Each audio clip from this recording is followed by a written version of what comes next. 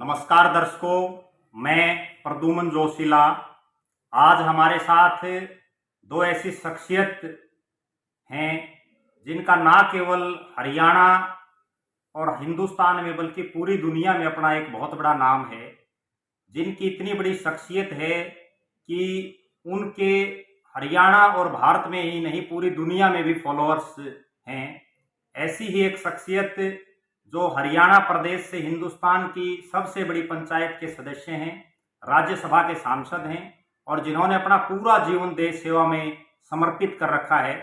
पहले वो भारतीय सेना में बहुत ही उच्च पदों पर रहे। उसके बाद उन्होंने हरियाणा प्रदेश में एचपीएससी जैसे एक बहुत महत्वपूर्ण जो संस्था है, जो बहुत से अधिकारियों का जिन्होंने सिलेक्शन किया है, उस संस्था के वो चेयरमैन रहे हैं और वर्तमान में राज्यसभा के सांसद हैं lieutenant general retired doctor DP Vats जी। हमारे साथ हिसार से ही मूल रूप से संबंध रखते हैं और वर्तमान में इंग्लैंड के बर्मिंघम में किंग के प्रतिनिधि के रूप में कार्यरत हैं डॉक्टर सत्यव्रत शर्मा जी। उनका भी बहुत बहुत स्वागत है।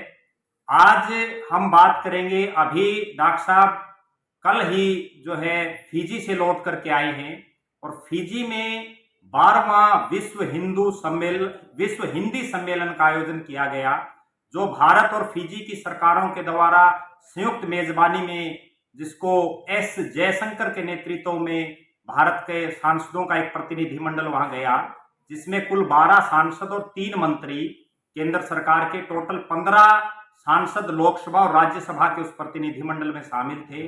और हरियाणा प्रदेश के लिए एक बहुत गर्व का विषय है कि हमारे हरियाणा प्रदेश से संबंध रखने वाले राज्यसभा के सांसद डॉक्टर डीपी वत्स भी उस प्रतिनिधिमंडल में शामिल थे।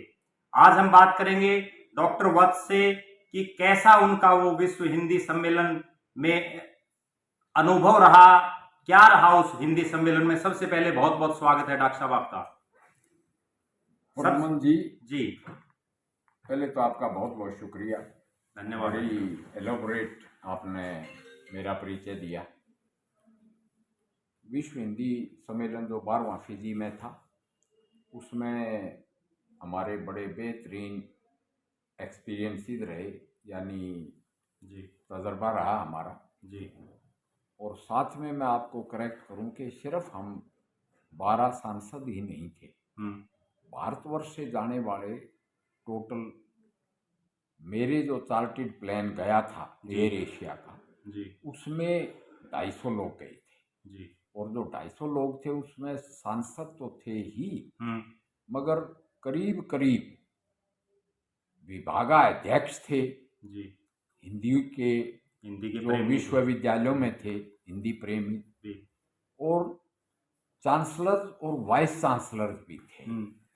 साथ में हिंदी की महान हस्तियां थी ऑल ओवर इंडिया से जी। और पूरे हिंदुस्तान से ही नहीं, पूरी दुनिया से वो चल के आए थे, यानी दुनिया के 50 देशों से। बिल्कुल। जहाँ जहाँ हिंदी भाषी आबाद हैं वहाँ सब जगह से अपने अपने डेपुटेशन जी या रिप्रेजेंटेशन लेके 12वें विश्व हिंदी सम्मेलन में फिजी में एक शहर है नांदी, वहाँ एकत्रित हुए थे।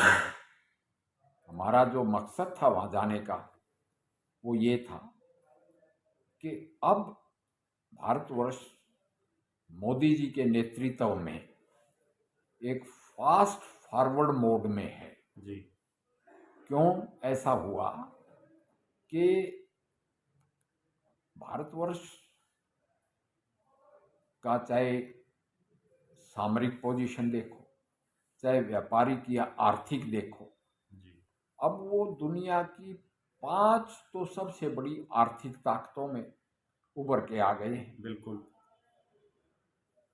हमारी दुनिया की सबसे बड़ी रेगुलर आर्मी है जी। और हम 4 बड़ी ताकतों में हैं दुनिया की जी। इसी तरह भारतीय हर जगह फैले हुए हैं पूरे विश्व में जी। तो हमारा फर्ज बनता है जहाँ भी एनआरआई हैं, जहाँ भी भारतीय फैले हैं जी, उनको ये महसूस हो कि उनके प्रति हम पूरी संवेदना रखते हैं जी और हिंदी का प्रचार और प्रसार, जी एक तो ये मकसद था हमारा जाने का, जी यानी बड़ी वहाँ के जो प्रेसिडेंट थे, वो भी उसमें उपस्थित फिजी थे। के प्रेसिडेंट भी आए, वहाँ के प्राइम मिनिस्टर भी आए, वहाँ के कल्चरल मिनिस्टर भी, लेबर मिनिस्टर भी, पूरी सरकार आई पूरी वहाँ। सरकार आई और पूरी सरकार को ही ये महसूस हुआ, क्योंकि फिजी में 40% आबादी हिंदी भाषियों की है। बिल्कुल उनको गिरमिटिया बोलते हैं।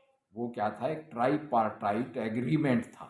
जी अब बिहार यूपी में एग्रीमेंट, भोले भाले लोग थे, उनको कहने में दिक्कत थी तो उसका नाम गिरमिट रख दिया जी और उनको गिरमिटिये बोलने लगे। जी आए तो वहाँ पे महेंद्र चौधरी भी, जो वहाँ के पुराने प्राइम मिनिस्टर रहे हैं और वो हरियाणा के गांव बिल्कुल बहू जमालपुर से ताल्लुक रखते हैं। जी तो उसमें प्रेसिडेंट ने और प्राइम मिनिस्टर ने ये किया कि फिजी में तो ये आज तक का सबसे बड़ा सम्मेलन है जी और भारतीय मूल के लोगों को ये जरूर महसूस हुआ कि भारत वालों को हमारा पूरा ख्याल है। जी अब आप कहेंगे कि ये तो भारत की बात है।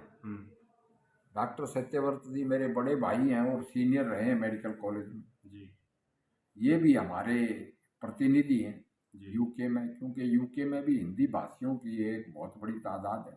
बिल्कुल हरियाणा वालों की भी एक बहुत बड़ी तादाद है। जी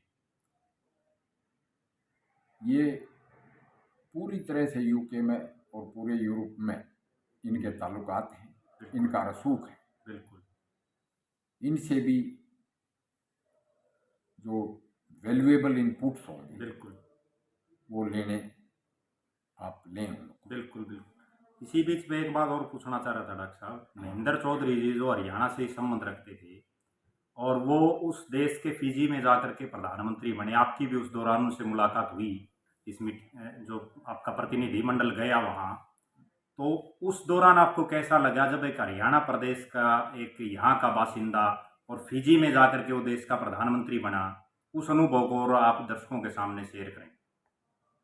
जहाँ तक महेंद्र चौधरी जी का बात है, वो बड़ी बड़ी मेजोरिटी से प्रधानमंत्री बने थे। जी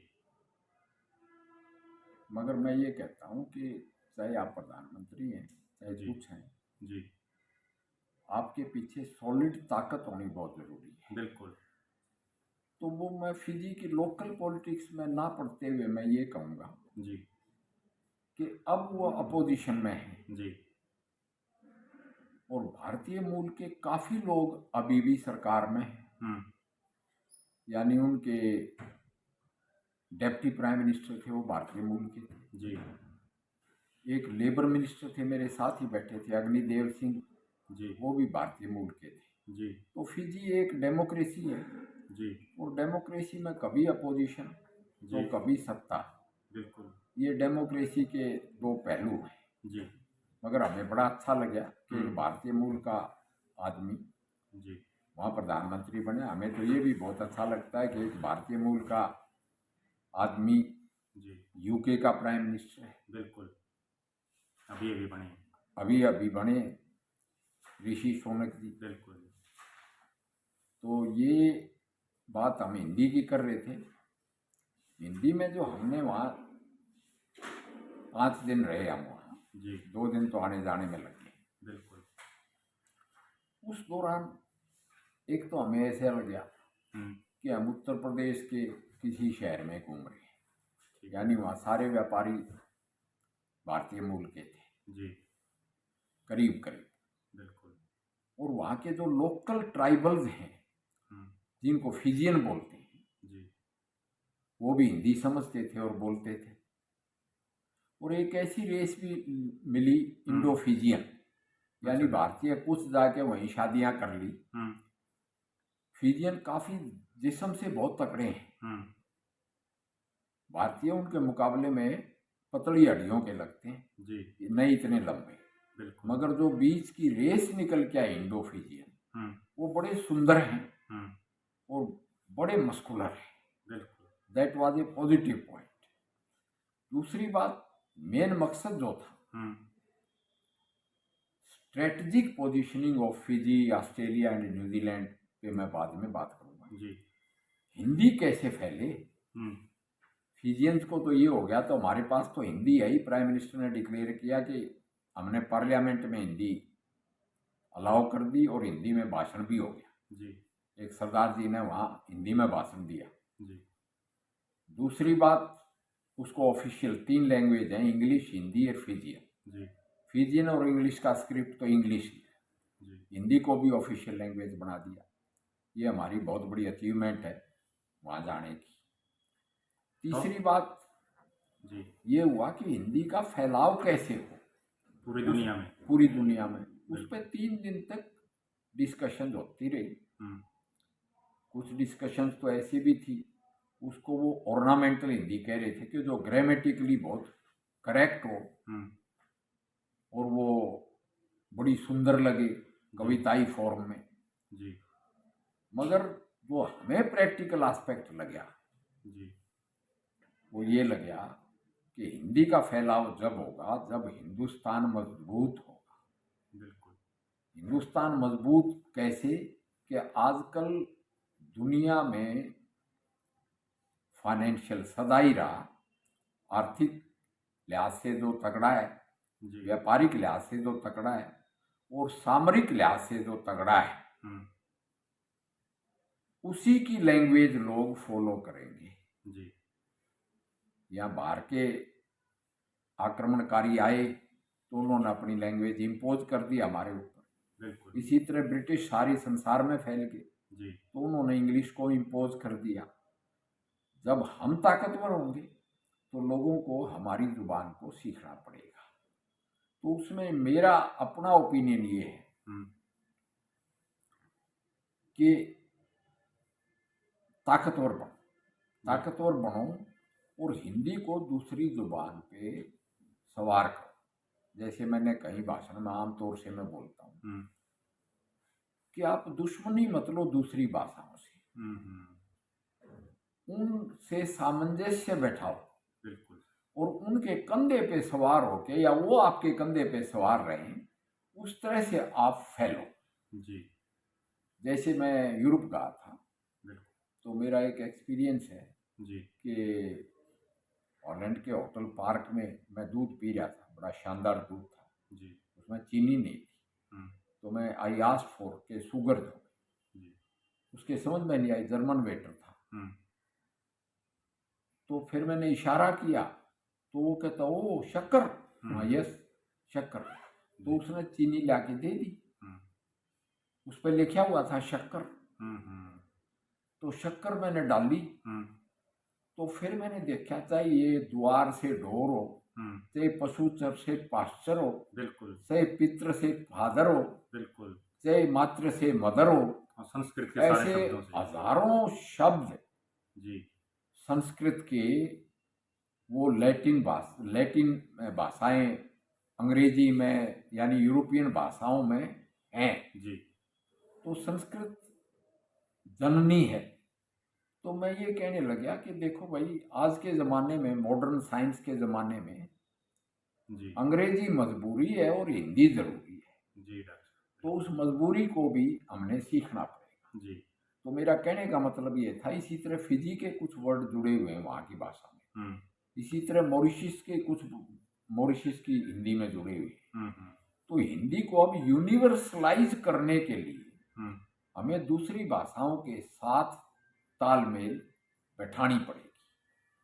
यानी कि एक तो ऑर्नामेंटल हिंदी का मैंने जिक्र किया जी, एक मैंने जिक्र किया व्यापारिक हिंदी जी। जो व्यापारिक हिंदी में कुछ शब्द हैं जी जो यस और नो में ज्यादा होते हैं, जो बार्गेनिंग की जुबान में ही होते हैं।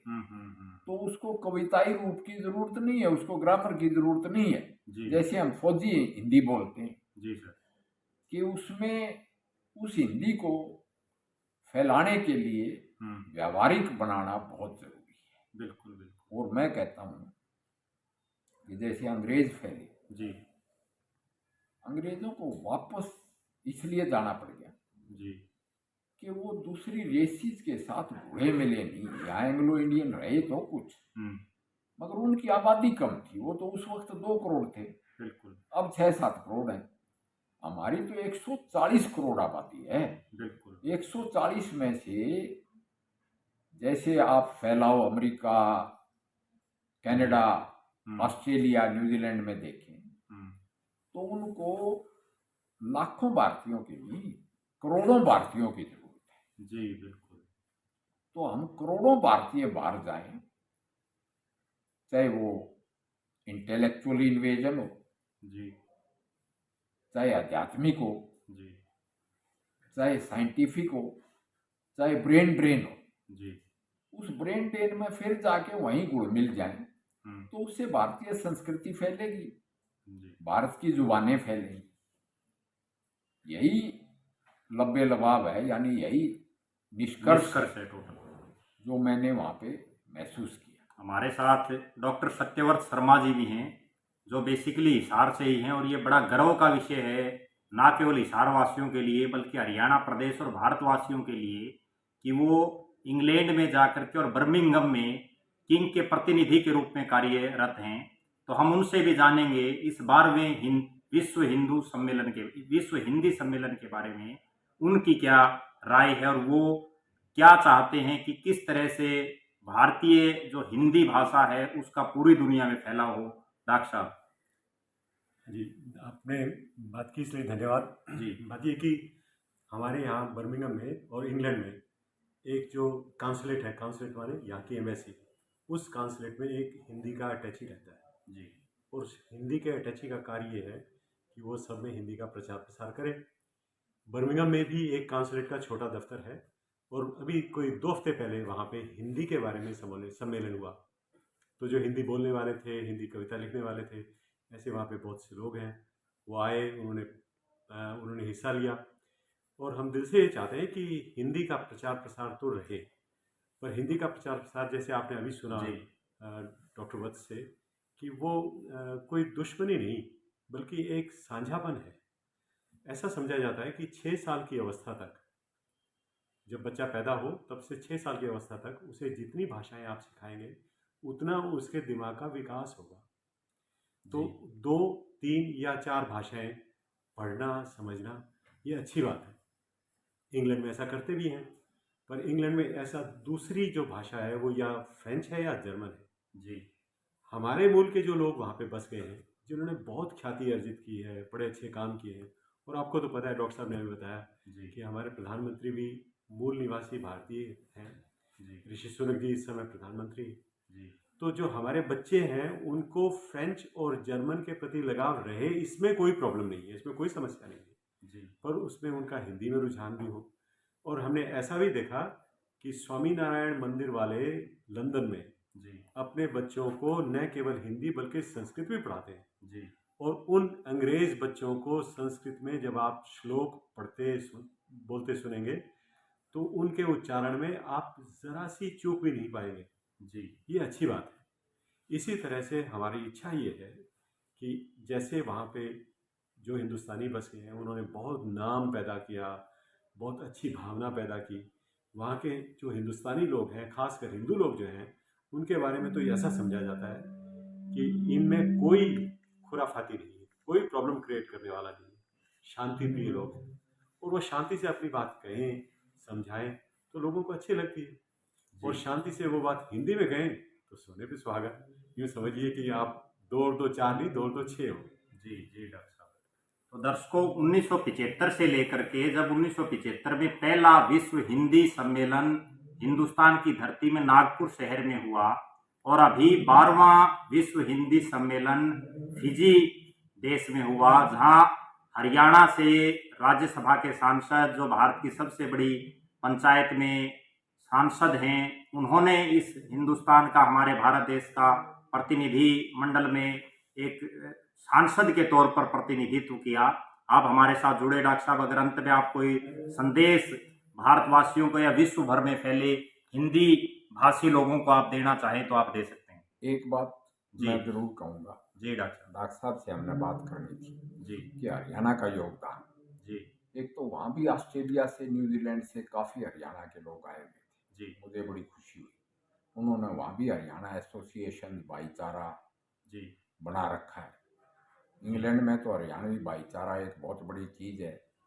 इसी तरह कनाडा में बना रखा है हाना, यानी वो Haryana association of North American, जी यानी जिसमें कनाडा भी आ गया, यूएसए भी आ गया।